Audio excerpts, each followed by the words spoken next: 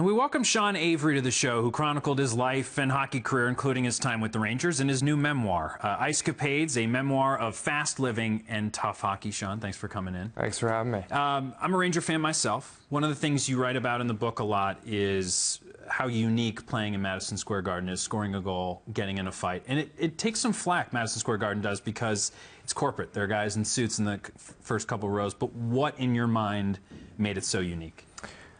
Well, I never had the luxury of playing in the new Madison Square Garden, so I think, you know, first of all, the diehard blue seats, the fans up there kind of make up for, I think, if there's any corporate feel. But corporate in New York is unlike corporate anywhere else. Also in the country, I think. It's true. New York corporate guys are still hooting and hollering, and they're as rowdy as anybody, really. And another thing that you talk a lot about in the book is, you know, your off-the-ice ventures, whether it's fashion or same-sex marriage equality, a lot of things that you did that, you know, not a lot of your teammates, I'm guessing, not a lot of the guys that you were going up against were doing.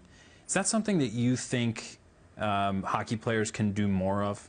Just focus on their lives off the ice and make it a piece of attention? Yeah, I mean, I think that the tough thing is that guys aren't going to take the lead on that. The league or the teams individually are the ones that should be the ones that dictate the marketing lead, and then players follow suit.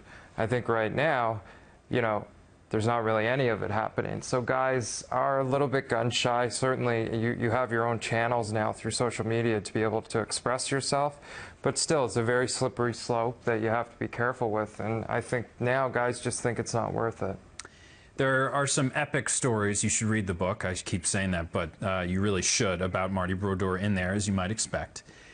And I watch hockey and I'm fascinated because there are guys who fight each other routinely, as you know, who somehow are friends. And then there's also guys that I'm sure you fought that you genuinely didn't like.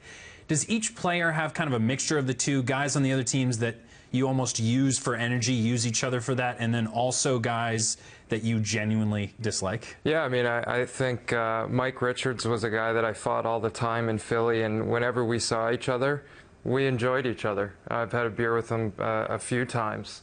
Then there's a situation of, obviously, me and Marty Brodeur aren't going to go to the movies together at any point in time. I've accepted that, and I think that you accept those relationships where it was just too intense, especially when it's a crosstown rival. Generally, you don't see the Yankees and the Mets hanging out because we don't like them. Right.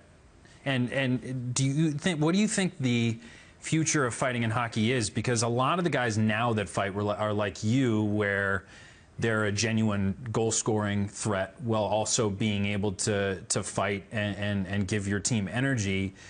Are you one of those guys that says hockey's always going to need fighting and it serves a purpose, or do you see maybe why the NHL down the line would want to outlaw it? Well, I think that it's essentially outlawed itself for the most part. I mean, it's taken the role of an enforcer and eliminated it in the last 4 years, which I think is super interesting, considering it was a position that was set in stone. It was a position that we embraced as players, as fans, and then now it's just gone.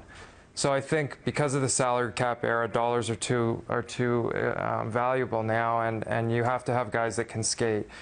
I wish there was still more fighting. Okay. I think it's eliminated itself maybe too much, and I think that, you know, there's two-way players and guys that are antagonists or agitators that can fight and still use it in an effective way that I see it not happening.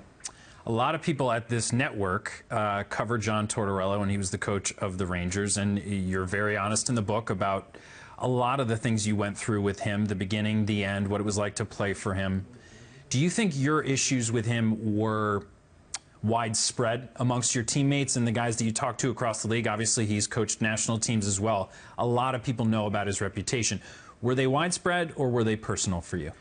A little bit of both. I mean, personal, I was affected by it on a daily basis. I think anyone that covered the Rangers when he was coaching, for the most part, I haven't heard anyone say that they like him. I mean, I heard a story this morning about how he used to kick reporters out of the press conference if their phone rang. You know, that's sort of the mentality that he carried throughout the organization, certainly with us. And on good teams, the players police themselves. I played for a guy like Scotty Bowman who, you know, policing the room was the last thing on his mind. He was more worried about how he was going to make 11 Hall of Famers gel together and get the best out of them. The personal thing that I had, and that I talk about in the book with Tortorella, is mostly how he handled the Bugard situation, and that was sort of where I lost faith in the system. And he was front and center for it. Yeah, you said basically he didn't fly because of a health condition, but he could have, you know, driven. You would have driven if you were in those circumstances. Was there a favorite part of the memoir, favorite story that you told in it, the most fun thing to write, or maybe the thing that you were most proud to get out there in public? Well, I think the most fun piece of writing that I did in the book that, you know, I still kind of get excited about thinking about it is I do sort of a mock interview as far as what the players are actually thinking when they get interviewed, and we now hear it's like, yeah, well, you know what, the guys pulled together, we had a great game, everybody was really firing on all cylinders, yada yada yada, blah blah blah. So I did what we're actually thinking, and I think it's the greatest interview ever given in sports history. It is a very, very funny interview. I wish I had the page number to give all of you out there because it's hysterical. It's R-rated. Yeah, we can't really give you much more details on this. You might know this, but the Rangers right now really struggling, off to a little bit of an inauspicious start. Do you think? Well, first of all, how closely are you watching the team nowadays, and what do you think their issues are? / could you add anything because the Rangers need something? Yeah, I mean, I think it would be too late to come out of retirement and make the end of the season. I'd probably need 2 or 3 months to really kind of get going. But I certainly could put my skates on and go out there and drop my gloves and get them fired up. I went to a game against Montreal a couple of weeks ago, and it's a snooze fest. I mean, there's no emotion. Nobody even rubs somebody in the face anymore. It's kind of, it's a team full of people that I don't know, that don't stand out. Not just the Rangers, it was also like that for the Montreal team. They just need to embrace that arena and kind of, you know, use that as your 7th man right now and ride the crowd and get them into the game. That was one of the things we loved the most. Right.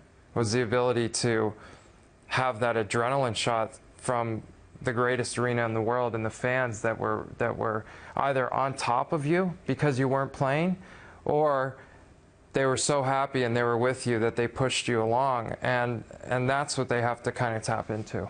You talk about in the memoir a lot about the Philadelphia fans, your relationship with them. I believe you describe it as love-hate, but it's possible they just don't make them like Sean Avery anymore. Go out, buy his book, Ice Capades, in stores now, obviously. Sean, really appreciate it. Appreciate it, man. Thanks for having me. Good to talk to you. Thanks.